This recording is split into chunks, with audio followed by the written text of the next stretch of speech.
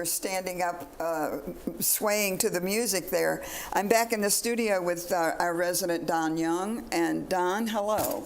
Hello, Fran. How are you? Good to see you yet again on another different issue than we talked about last time.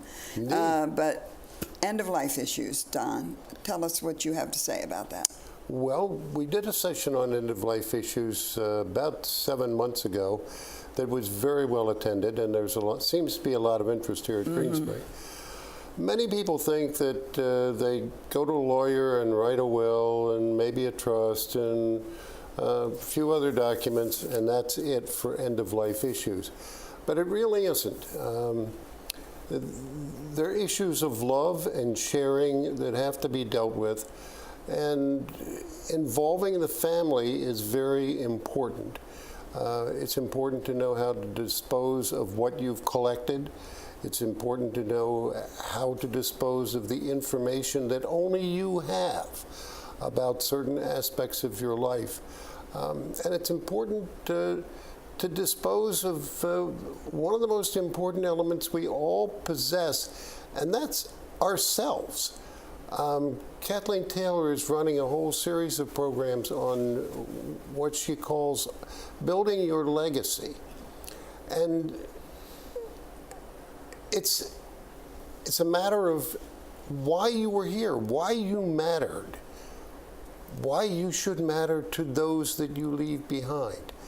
And we're going to discuss all of those things on Saturday. We encourage people to bring their adult offspring. I hesitate to say adult children because people in their 40s and 50s are not children anymore. They're offspring. Well, you never get rid of your children, Don. That's true. You have them forever. They're always your kids. You're absolutely Even right. if they're 70. But we're encouraging people to bring their children.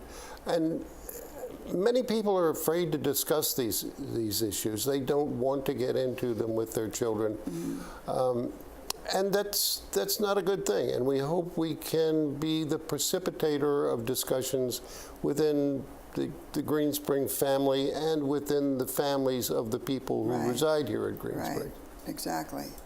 Well, tell me the times and place and all that so that all our audience can hear. We're doing this at 1:30 on Saturday afternoon.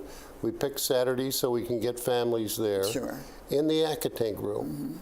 And I will have packages and my book available there. And I will be giving some helpful hints for filling out the book for those who bought it 6 months ago and haven't filled it out yet. And I'm sure that there's some of those out there. Okay. Well, I think I hope it'll be well attended. Unfortunately, my son left today. And but you were talking about parents not wanting to discuss it with their children. Some children don't want to discuss it with the parents. Absolutely. Because it speaks to, oh my gosh, they might die. Absolutely. And I had a recent experience with my own family where I didn't think they cared, and boy did I learn they did. I see. And I was embarrassed. They didn't care in what way? They didn't care about some of the things I was doing and in arranging our affairs, and they really did care, and I was taken to task. At our point in life, though, we understand how important that is for them, that they don't have to be concerned about some of the things that we have prepared for or whatever. Absolutely, but it's good to let them know that we are preparing and how we're preparing and what we have done. Exactly. Precisely. And let your finance advisor know, too. Absolutely.